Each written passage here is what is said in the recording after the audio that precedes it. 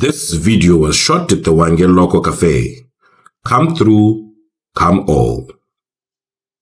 Okay, so we are going to talk about the concept of minimum service delivery. Okay. Mr. Ncube, will you kindly explain the concept of minimum service delivery and how it applies to local authority? Okay, thank you very much. Allow me to start from a position that I think is common to both the private and the public sector. Okay, when we talk of standards, we're talking of set principles, principles that require people to conform with. In the private sector, people talk about ISO standards. That could be quality standard, could be occupational health and safety standard, it could be environmental health standard. So these are set principles or requirements that local authorities are expected to conform with. Okay. The government is saying to local authorities, we want uniformity throughout. We want Zimbabwe to be identified as a country that provides services at a certain level throughout the country. And they also want to enforce these standards so that there's consistency in transparency and accountability. Because if you have set standards, you are saying to people, this is how I want things done by everyone. So everyone will do it according to the standards. And by that, you have a same service quality. This is how I can start the explanation from, so that everyone, whether in the private or public sector, understands what the Ministry of Local Government is seeking to achieve through the establishment of the minimum service standards. So, like the name suggests, we're saying all local authorities must have minimum standards from which they start. These standards speak to your public health. We're saying we need acceptable standards in public health. Households must have minimum acceptable public health standards. Minimum acceptable solid waste management standards. Minimum acceptable roads and lighting standards. Okay. Minimum acceptable housing and social services standards. We also want minimum acceptable corporate governance standards. These are some of the areas that are flagged or highlighted in the minimum service delivery standards, that we, as local authorities, we must achieve these minimum standards. Okay. So now bringing the point home, how has the Hwange Local Board prepared to implement these minimum service standards? Okay. Hwange Local Board is not different from any other local authority. They are expected to conform with the requirements of the ministry, in that there is a template that the ministry has established, against which every local authority will measure their performance in the deliverables that I explained. Accountability, corporate governance, solid waste management, street lighting, environmental health, cleanliness and hygiene, housing. So there's a template that the ministry developed. So this template specifies the minimum standards for every local authority. So every quarter, local authorities are assessed through the chairperson and the town secretary. And I'm not sure we're migrating to heads of government departments and all kinds of stuff. So in order to actualize the minimum service delivery standard, the ministry set up a template, and they've set up performance standards and contracts for the chairpersons, mayors, and CEOs. So whatever we are doing at Hwange Local Board, it must be consistent with the expectations of the minimum service standards. To an extent that we were saying to, or I was saying to Hwange Local Board, I need monthly report. That tells me how we're performing against each set target. Because we've got set targets for all deliverables.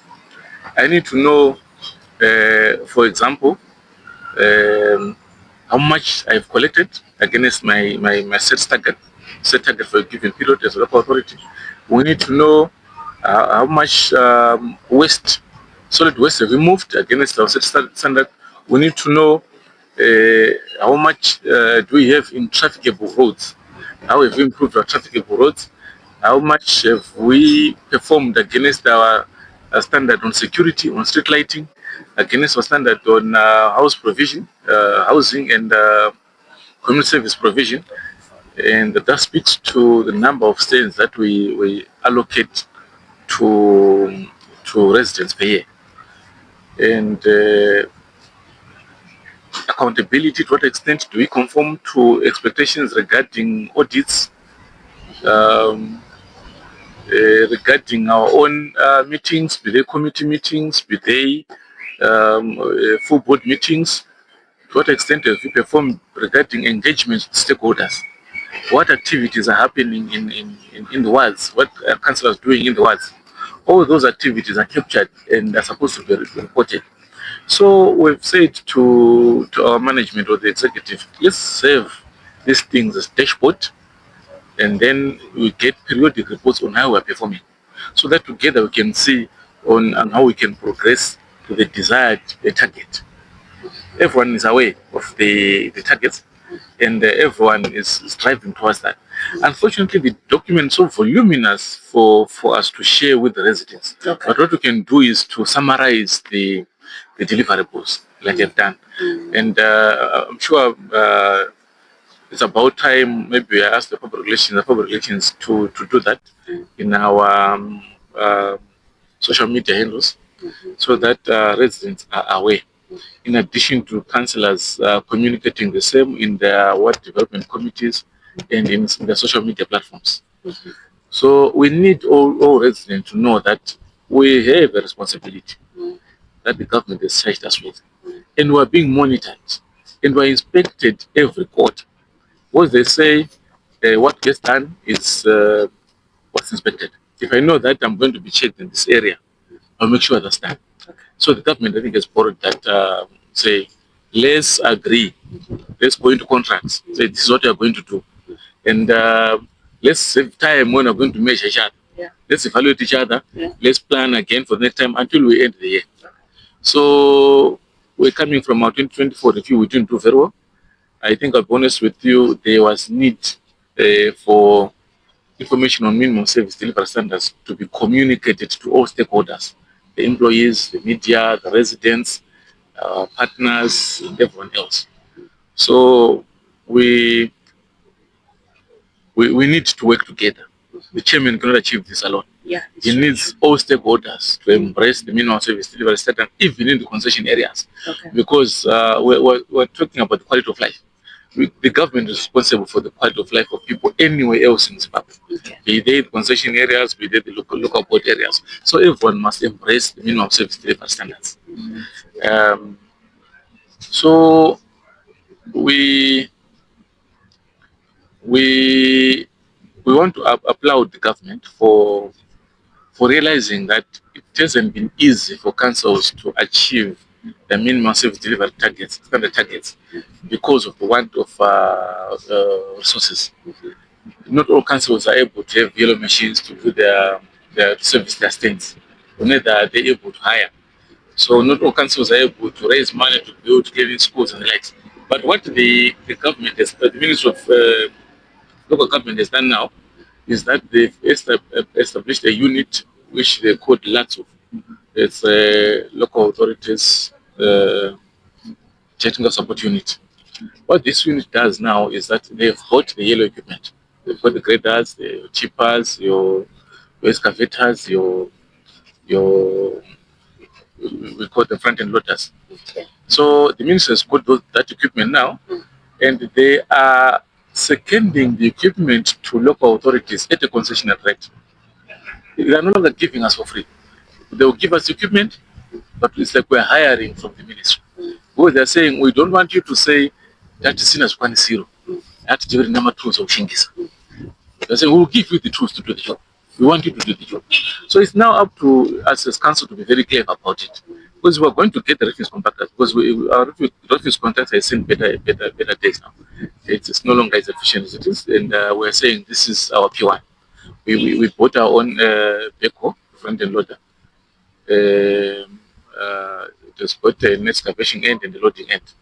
So we've got our own tipper, but our refuse truck was used urgently. We didn't have a grader and the dozer. Although we're working on getting these issues, if all went well, by November we should be having our own grader. And maybe by tomorrow or the day after, that grader would have been bought by the RDC. By tomorrow, we could be having a new refuse compactor from the last program. So they are saying, we don't want to see litter in any local authorities. You have no reason to accumulate litter, because we are going to give you the equipment with which to remove litter. Okay. We want to sanitize local streets in local authorities. Yeah. They are saying, we want to remove all street kids. We need to rehabilitate people. Yes. We need to have rehabilitation centers. Yes. Local authorities. We may start from provincial level going to districts. I'm sure you've heard about people fundraising for anti-drug and substance abuse programs. Yes. So it's a serious government drive to say we need to clean the streets of street kids and people that are addicted to drugs. Yeah. So it's a program that every arm of government has been activated to implement. Okay. So they are saying, we are serious about it. We will capacitate you to clean the streets. Yes. Through physical capacitation and through legal and police capacitation. I'm sure we've had police announcements that we are no longer able to trade in second-hand clothes and effects. They are saying you should be proud of wearing new things yourself. Why should you be a country of second-hand effects? Yes. May you please be proud of starting to wear new things ourselves. We are capable of doing that. Yeah. We just need to embrace it and run with it. They're also saying we are capable of having streets that are clean, litter free, and they are going to capacitate us and monitor us. The minister was saying I can drive into any local authority in a few months' time and I shouldn't find any litter. And they're also saying people are complaining about the shortage of land. Let's start building upwards. Yes. And do smart cities. Let's start thinking of building upwards. And if you have a challenge with service provision, they're saying we are allowing you to go into triple Ps. Look for private-public partnerships. Go into those agreements and provide services that are needed by the community. Okay. Hwange Local Board, we are saying our stadium is not in good shape. Yes. So we are looking for people that want to partner us in bringing our stadium up to speed. It's a stadium. It's a very useful facility. If we get a private actor who wants to do it, complete it herself or himself, they can hold functions. They can bring performances like reputable musicians from within and without the country. They can have conferences, church conferences. They can have sporting events. You can hire out a stadium and get money. I know of some stadium authority that is hiring a stadium 5,000 per day. Okay. Yeah. So if you put up a good facility, over time you recover your money. Okay. And so as a local authority, you are looking for a partner. Yes. Who can partner with the authority in building the stadium. Yes. When you said the stock of the stadium, you mean Nengasha Stadium? Yes. Okay. We're looking at going into partnership for Nengasha Stadium. Actually, I have said to councillors, let's go into partnership because our situation is such that we've got a lot of backlog. Yeah, where we have got our phase 4 issues. Yes. We've got our Mpumalanga West issues.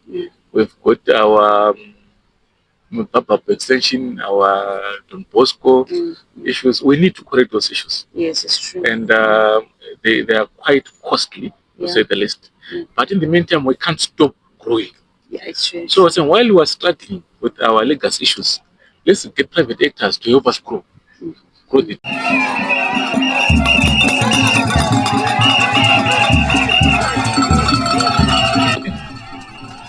Join the conversation, Hwange Chronicles podcast, your source of local news, sport, and community stories.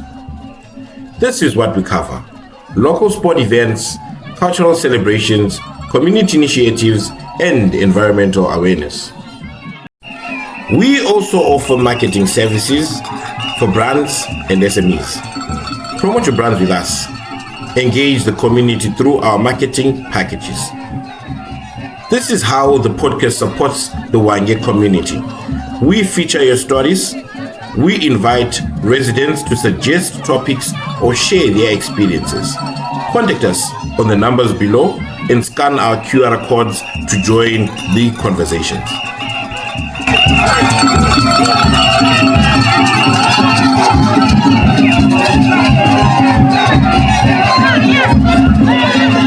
So as the authority, have you tried to engage with the local companies? Yeah, we have a company that has expressed interest in 2000 stands, Okay. and we're entertaining that proposal. What we're saying is this is going to be a decent community, All right. well serviced, close to the gated communities that you've heard about. Yeah. No slacks in this community. We were not allowing any dysfunctional settlement going forward. No slacks. It has to be perfect through and through. It has to meet the minimum service delivery standards. We also have got our flea market, a very good design, very good, well-designed flea market, but we haven't got money to complete it. So we are saying to the corporate world, or those that have capacity, come finish up this flea market, recover your money over time. Then through the collection of rentals, it's like we're finishing up, and then we go into a workable agreement where we say collect your rentals until you recover your money. Yeah. Like the rentals will be amortizing the debt that you would have, or maybe the advance that you have made to council to finish up the project. Yes. What we want is for the flea market to be able to service the interests of the people. Ownership is something else. What is critical is service delivery. As long as the flea market is running, people are able to move in, they sell, they make a few dollars, they're able to improve the quality of life, they buy food, take their children to school, buy their clothes, pay for medical fees.